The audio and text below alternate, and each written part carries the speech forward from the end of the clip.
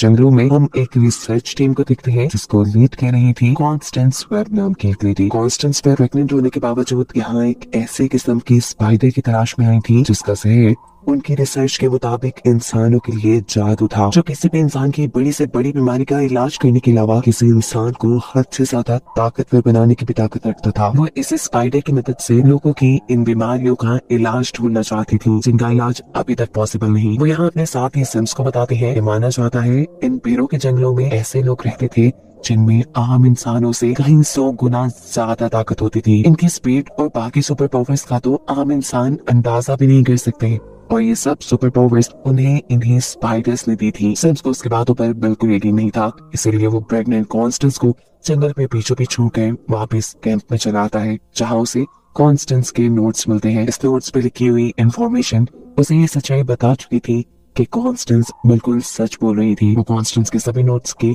Pictures बना लेता है, और इससे पहले कि अब वो कॉन्स्टेंस के पीछे जाता, बहुत ही खुशी से चिल्लाते हुए कॉन्स्टेंस यहाँ आती है क्योंकि उसकी तलाश खत्म हो गई थी। उसे वो स्पाइडर मिल चुका था जिसका जहर किसी का भी इलाज कर सकता था। उसकी खुशी देखने वाली थी। वो एक्साइटेड होकर अपने टीम मेंबर्स को वो स्पाइडर दिखा रही थी कि तभी पीछे से सिम्स अपने ये टीम के 2 मेंबर्स को गोलियां मार के खत्म कर देता है। कॉन्स्टेंस को समझ नहीं आ रहा था कि सिम्स ने ऐसा क्यों किया।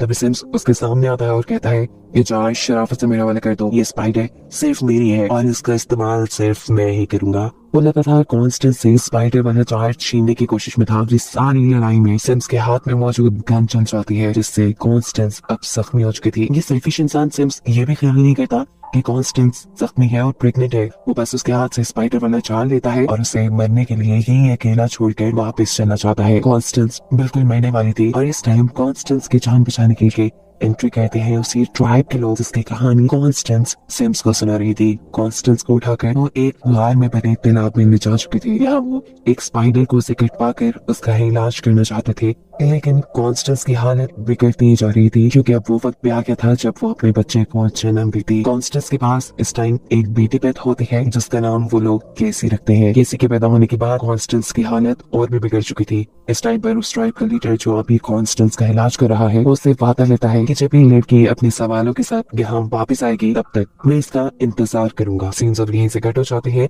और हमें प्रेजेंट का यानी 30 साल बाद का वक्त दिखाया जाता है, जहाँ पर केसी अब बड़ी हो चुकी है और वो पैरामेडिक के लिए काम करती है। इन लोगों का इमरजेंसी में इलाज करना उसकी जॉब है। इस इमरजेंसी वैन में उसका कलीग है बेन केसी को अपने भाई और उसकी वाइफ के बेबी शावर में इनवाइट करता है, जिसके लिए केसी मान चुकी थी। ड्यूटी ऑफ होने पर केसी अपने घर आती है और हर रोज की तरह अपने बेड के नीचे से अपनी मॉम का सूटकेस निकाल कर उनकी चीजें देखना शुरू कर देती है, उनकी रिसर्च नोट्स वगैरह। अभी वो ये सब देख रही थी कि तभी उसे बेन की इमरजेंसी कॉल आ जाती है। शहर में ब्रिज के पास एक बहुत बुरा एक्सीडेंट हुआ था। एक गाड़ी पुल से आधी नीचे लटकी हुई थी जिसमें एक आदमी फंस चुका था। केसी उस गाड़ी के अंदर जाकर बेन की मदद से उस आदमी की जान बचा लेती है, लेकिन बदकिस्मती से वो खुद इसी गाड़ी में लॉक हो चुकी थी और गाड़ी के डिस्बैलेंस होते ही वो पानी में गिर जाती है। पानी के अंदर जाते ही उसकी आंखें खुली थी। उसने पहली मर्तबा अपनी इतने सारे चमकते हुए वेब्स देखे थे। ये वेब ऑफ लाइफ थे। ये वेब ऑफ लाइफ यहाँ केसी को उसका फ्यूचर दिखाते हैं। उसके अगले लम्हे में क्या होने वाला था केसी यहाँ देख चुकी थी। इससे पहले कि वो कुछ रेप करती, यहाँ अचानक उसकी आंख खुलती है और वो देखती है कि वो पानी से बाहर आ चुके हैं। उसे रेस्क्यू करने वाला बेन था जो उसे बता रहा था कि तुम 3 मिनट तक पानी में रही हो केसी। अब वो केसी को चेक करता है और देखता है कि अचानक से केसी का ऑक्सीजन लेवल 79 से बढ़कर 89 पे चला गया है। ये चीज एक और मर्तबा रिपीट होती है और केसी बेन से पूछती है, अभी तो तुमने मेरा ऑक्सीजन लेवल चेक किया था, लेकिन बेन ये सब पहली मर्तबा कर रहा था और उससे पहले जो ये सब हुआ वो केसी ने अपने माइंड में देख लिया था। केसी को लगा कि ये सब उसका इल्यूजन है, इसलिए वो उठ के यहाँ से चली जाती है। सीन कट होकर हमें अब सिम्स को दिखाया जाता है। सिम्स एक बहुत ही अमीर इंसान बन चुका है और वो आज एक सिक्योरिटी में काम करने वाली लेडी को अपने घर लेकर आया है। ये लोग यहाँ कुछ टाइम स्पेंड करने के बाद सो जाते हैं और सोते हुए सिम्स को एक ख्वाब आता है। वो देखता है कि 3 स्पाइडर सूट पहने हुए लड़कियां उसके स्पाइडर को लेने के लिए लड़ रही है और ऐसा करते हुए वो उसे मार देती है। ये ख्वाब देखते ही सिम्स डर कर उठ गया। असल में वो स्पाइडर आज भी उसके पास थी। सिम्स ने क्योंकि उस स्पाइडर से अपने आप को कटवा लिया था, इसलिए फ्यूचर देखने की सुपर पावर्स सिम्स के पास भी आ चुकी थी। हर रात सिम्स को उसके फ्यूचर का इल्यूजन आता था कि किस तरह 3 लड़कियां आकर उसे मार देंगी। इसलिए सिम्स ये दिन आने से पहले ही उन तीनों लड़कियों को मरवाना चाहता है। ऐसे में काम आएगी उसके पास लेटी हुई वो सिक्योरिटी एजेंसी की एक लेडी, जिसे वो यहाँ झांसा देकर उसके नए बनाए सॉफ्टवेयर का कोड पूछ लेता है, जिसकी मदद से किसी भी इंसान को उसके फेस के जरिए ढूंढा जा सकता था और पता चलते ही वो इस लेडी का हाथ पकड़ के उसकी बॉडी में अपने अंदर का जहर इंजेक्ट करके उसे मार देता है। अब देखते हैं कि आज कैसी बन के कर आई थी। यहाँ बेबी शोर भी चल रहा था और सभी लोग बैठे हुए बेबी जेंडर गेस कर रहे थे। उसी टाइम अचानक ही एक लड़की कहती है चलो बेबी का जेंडर तो गेस करें। उसके बाद सुनकर केसी उसे कहती है अभी तो ये हमने किया। केसी की बात सभी लोगों को अजीब लग रही थी, मतलब इस मरतबा भी उसने आने वाला पल पहले ही देख लिया था। इससे पहले कि वो यहाँ कुछ समझ पाती उसे बेन एक इमरजेंसी के लिए बुला के यहाँ से ले जाता है। इमरजेंसी पे वो देखती है कि उसी की कोवर्कर का एक्सीडेंट हो गया है जिसकी वो जान बचाने की कोशिश कर रही थी, लेकिन अगले ही पल उसे अपना वही कोवर्कर ट्रक की तरफ जाता हुआ दिखाई दे रहा था।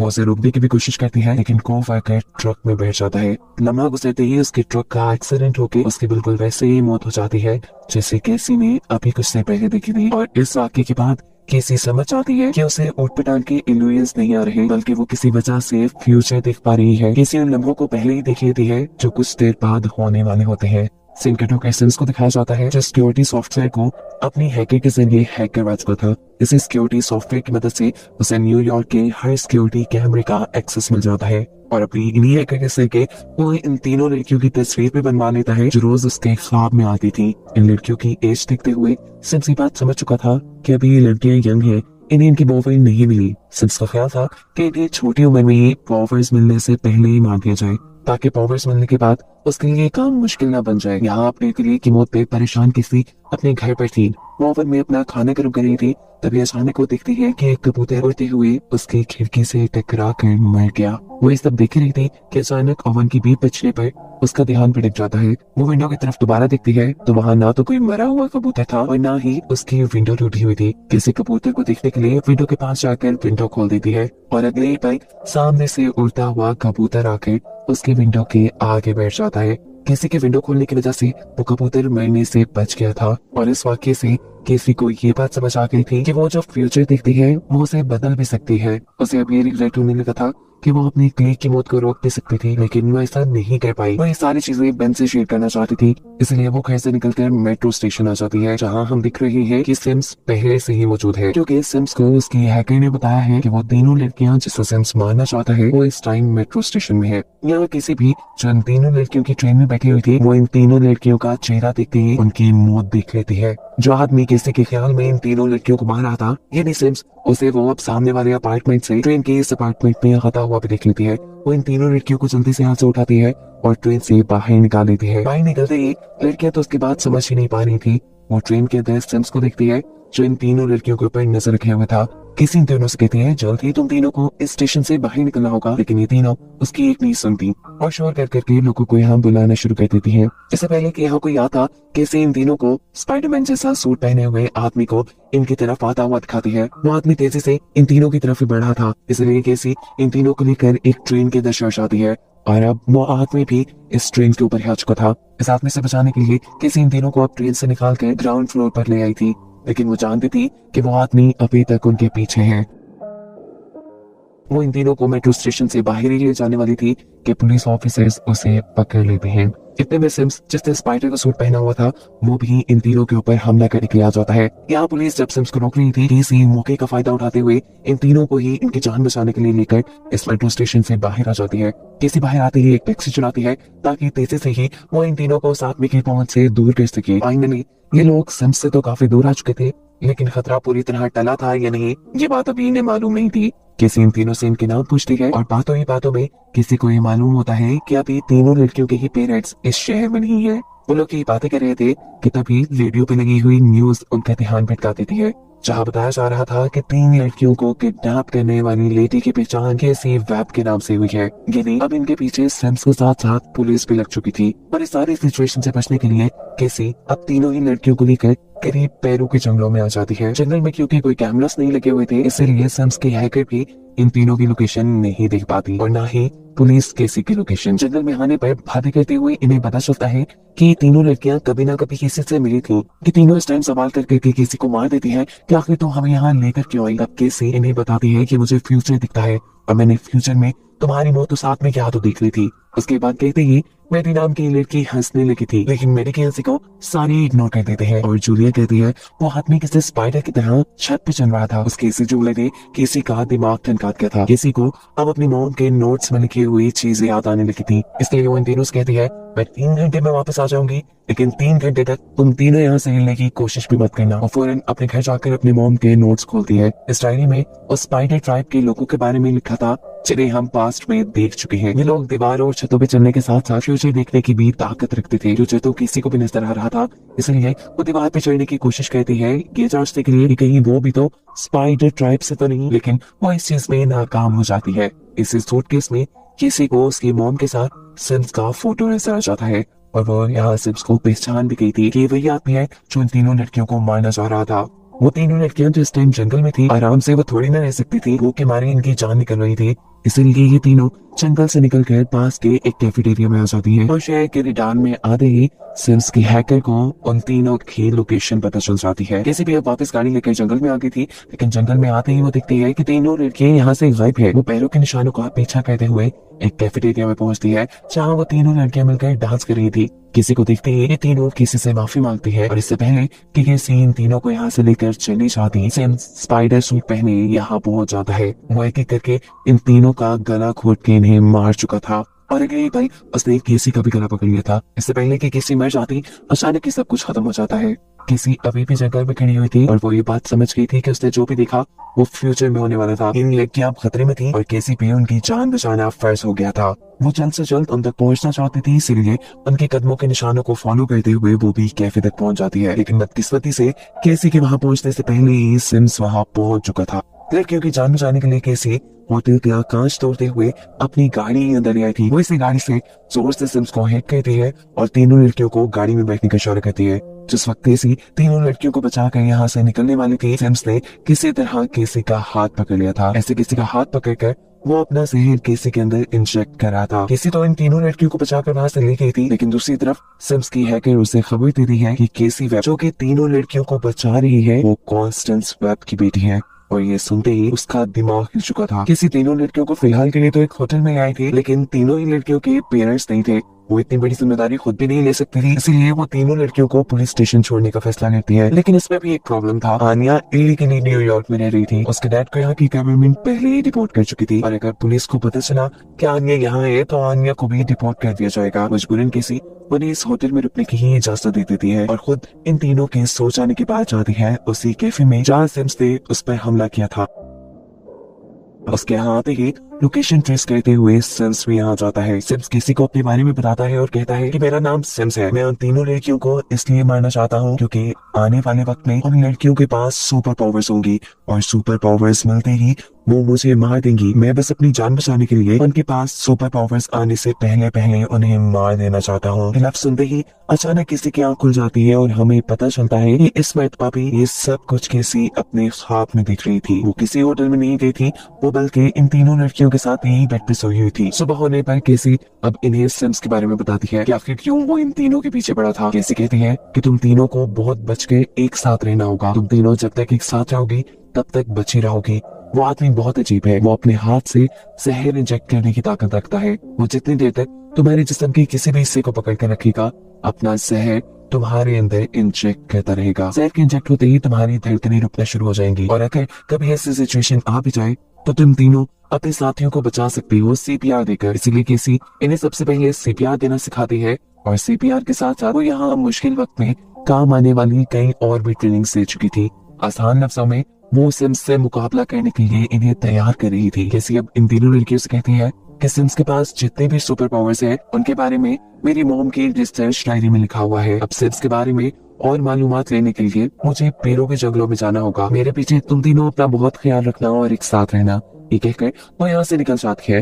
अपनी मॉम का सामान और पेरू के जंगलों का नक्शा लेते हुए वो अब जंगल के बीचों बीच पहुंच चुकी थी, जहाँ उसे मिलते हैं स्पाइडर ट्राइब के लीडर। वो उसे देखकर कहते हैं आखिर तुम अपने सवालों का जवाब मांगने आ ही गई। लीडर उसे गार में बने उस तालाब में ले आती है जहाँ केसी पैदा हुई थी और उसकी मॉम कॉन्स्टेंस की मौत हुई थी। इस जगह को देखते हुए केसी नाराज नाराज से लग रही थी। वो लीडर से कहती है पता नहीं क्यों मेरी मॉम ने इस जगह आने के लिए मेरी जान को खतरे में डाल दिया था। लीडर मुस्कुराते हैं और कहते हैं ये सारी कहानी जानने के लिए तो तुम्हें उस वक्त में जाना पड़ेगा जब तुम पैदा हुई थी। तुम्हारी कहानी तो तुम्हारे पैदा होने से पहले ही शुरू हो गई थी। लीडर किसी को एकदम से झटका देते हुए उसकी सोल को उसकी बॉडी से बाहर निकाल देते हैं। किसी की सोल माँ तालाब के पानी में गिर जाती है और उसके इर्द गिर्द वेब ऑफ लाइफ बन जाता है। ये वेब ऑफ लाइफ उसे उस वक्त मिल गया था जब उसकी मॉम यहाँ जंगलों में उस स्पाइडर को ढूंढने के लिए आई थी। वेब ऑफ लाइफ ने एक ही लम्हे में केसी को सब कुछ दिखा दिया था। कॉन्स्टेंस के स्पाइडर को ढूंढने से लेकर उसको गोली लगने, केसी के पैदा होने और कॉन्स्टेंस के मरने तक सब कुछ। ये सब देखकर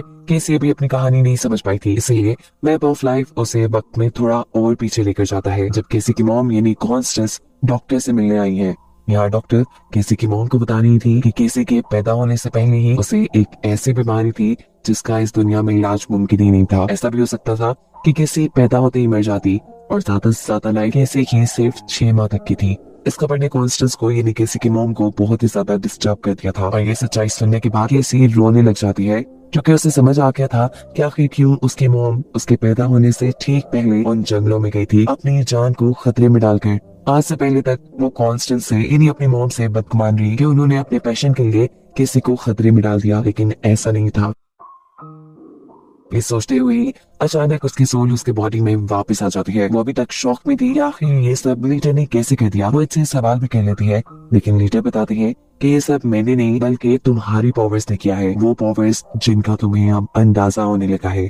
जवाब में किसी कहती है मेरे पास तो सिर्फ फ्यूचर देखने की सुपर पावर है। लीडर बताते हैं नहीं, फ्यूचर देखना तो तुम्हारी सुपर पावर्स की शुरुआत है, तुम बहुत कुछ कर सकती हो। वेब ऑफ लाइफ के जरिए तुम एक टाइम में 3 जगह होकर 3 लोगों की एक साथ जान बचा सकती हो। सिर्फ यही नहीं, तुम्हारे पास फ्यूचर बदलने की भी ताकत है और ये पावर हर किसी को नहीं मिलती। लीडर बताते हैं तुम्हारी ये सभी सुपर पावर्स तब सामने आएंगी जब तुम किसी मुश्किल हालात का सामना करोगी। सीन्स कट होकर शहर में शिफ्ट होते हैं। चार्ल्स सिम्स अभी तक उन लड़कियों के बारे में कुछ भी ना पता चल पाने पर बहुत ही ज्यादा गुस्से में है। पता चला है कि जाने से पहले केसी उन 3 लड़कियों को बेन के घर छोड़ गई थी। तीनों अभी तक केसी की बात मानते हुए बेन के घर से बाहर नहीं निकली थी, लेकिन आज बेन के ब्रदर की वाइफ के पास एक बेबी पैदा होने वाला था। उसकी हालत बहुत ज्यादा खराब हो रही थी। इंतजार करने का उनके पास वक्त नहीं था, इसलिए तीनों खुद उस औरत को लेकर हॉस्पिटल के लिए निकल जाती हैं और कैमरास के सामने आते ही उनकी लोकेशन का पता चल जाता है सिम्स को। अब केसी जो इस टाइम बेन के घर आई थी 3 लड़कियों को लेने के लिए, उसे यहाँ बेन के घर पे कोई नहीं मिलता, इसलिए वो पास में जाकर देखती है कि 3 लड़कियां तो बेन की सिस्टर इन लॉ को लेकर हॉस्पिटल गई हैं, जहाँ रास्ते में ही सिम्स उनके ऊपर हमला कर चुका था। उन तीनों की जान बचाने के लिए केसी यहाँ से एक एम्बुलेंस चुरा कर भागती है, जबकि दूसरी तरफ हम देखते हैं कि सिम्स की हैकर ने उस रोड के सारे सिग्नल्स ग्रीन कर दिए थे जिस रोड पे वो 3 लड़कियां थी।